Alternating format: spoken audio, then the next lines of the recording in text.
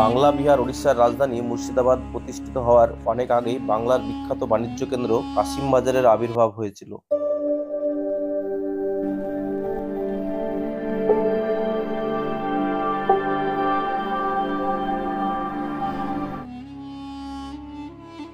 এই কেন্দ্রকে ঘিরে সেখানে দেশীয় বিদেশি বণিকরা ভিড় জমিয়েছিলেন।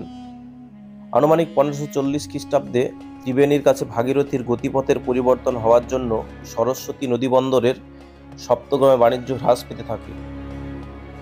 অষ্টাদশ শতাব্দীর প্রারম্ভে বাংলা রাজধানী ঢাকা থেকে মুর্শিদাবাদে এলে কাশিম বাজারে ব্যবসা বাণিজ্য বহুগুণ বেড়ে যায়। সপ্তগ্রাম বন্দরের পরে আর কলকাতা বাণিজ্য কেন্দ্র হয়ে ওঠার মাঝে কাশিম বাজার ছিল বাংলার শ্রেষ্ঠ বাণিজ্য কেন্দ্র। আজকের এই পর্বে আমরা আলোচনা করব কাশিম বাজারের বড় রাজবাড়ি নিয়ে।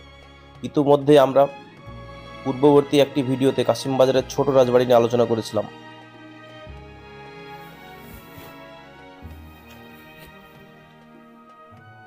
কাশিম বাজারের শ্রীপুরে বাংলার অন্যতম রাজবাড়ি হতশ্রী অবস্থায় এখনও দাঁড়িয়ে আছে। সামনের জমি বিক্রি হয়ে বসত বাড়ি গড়ে উঠেছে, আর কদিন এই বাড়ি দেখতে পাওয়া যাবে তার কোনো নিশ্চয়তা নেই। রাজবাড়ির ভেতরে যাওয়া বন্ধ, বহু ভবনের ছাদ ভেঙে পড়েছে, অথচ বিংশ শতাব্দীর 70 দশকে এখানে দুর্গাপুজো হতো। উত্তরাধিকারীরা বাস করতেন। বাংলার অন্যতম রাজবংশ হিসেবে পরিচিত ছিল এই কাশিম বাজার রাজবংশ। ভালোভাবে জানতে হলে আমাদের একটু পিছিয়ে যেতে হবে। কাশিম বাজার সমৃদ্ধ বন্দর থাকাকালীন নানা দেশের বণিকরা এখানে কুঠি স্থাপন করে বাণিজ্য করতেন। কাশিম বাজার রাজবাড়ির প্রতিষ্ঠাতা কৃষ্ণকান্ত নন্দীর পূর্বপুরুষদের এখানে রেশম ও সুপারির ব্যবসা ছিল। কান্তবাবুর একটি মুদির দোকান ছিল বলে তিনি কান্ত মুদি নামে পরিচিত ছিলেন। তিনি বাংলা, ফার্সি ও সামান্য ইংরেজি জানতেন।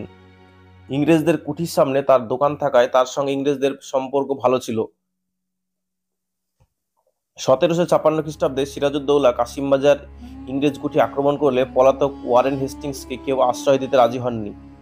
কান্তবাবু নবাব সৈন্যের ভয় উপেক্ষা করে হেস্টিংসকে আশ্রয় দিয়ে লুকিয়ে রেখেছিলেন।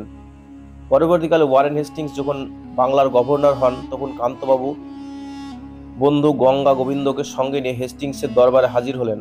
হেস্টিংস পূর্ব উপকারের স্বীকৃতিস্বরূপ কান্তবাবুকে উচ্চ রাজকার্যে নিযুক্ত করেন ও বহু ভূ সম্পত্তি প্রদান করেন। পলাতক ওয়ারেন হেস্টিংসকে দুঃসময়ে রক্ষা করার জন্য কাশিম বাজার রাজপরিবারের এই বিশাল সম্পত্তি ও বৈভব।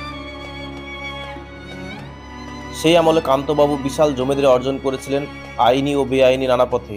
তিনি কাশিম বাজারের এই শ্রীপুর রাজপ্রাসাদ 1765 খ্রিস্টাব্দে প্রতিষ্ঠা করেন।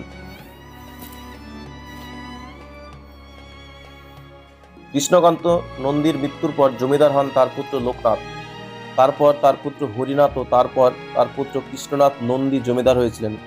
কৃষ্ণনাথের জন্ম 1822 খ্রিস্টাব্দে। তিনি মেধাবী ছাত্র ছিলেন। শিক্ষা বিস্তারের জন্য বহু টাকা দানও করেছেন।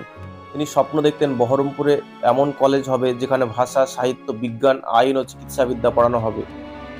1844 খ্রিস্টাব্দে তার অকাল প্রয়াণের সময় জানা যায় তিনি একটি উইলে বিশ্ববিদ্যালয়ে হাসপাতাল তৈরির কথা লিখে রেখে গেছেন। রাজা কৃষ্ণকান্ত নন্দীর স্ত্রী মহারানী স্বর্ণময়ী দেবী রাজ সম্পত্তির দায়িত্ব গ্রহণ করেন। 1853 খ্রিস্টাব্দে বহরমপুর কলেজ প্রতিষ্ঠা হয়। রানী স্বর্ণময়ী ও অন্য বহুজনের দানে কলেজ প্রতিষ্ঠা হয়। দানশীলা স্বর্ণময়ী দেবী দুর্ভিক্ষ পীড়িতদের জন্য দান করেছেন। মেডিকেল কলেজের ছাত্রী হোস্টেল তৈরিতেও দান করেছেন। এরপর উত্তরাধিকার হন কৃষ্ণনাথের বোনের ছেলে মনীন্দ্রচন্দ্র নন্দী।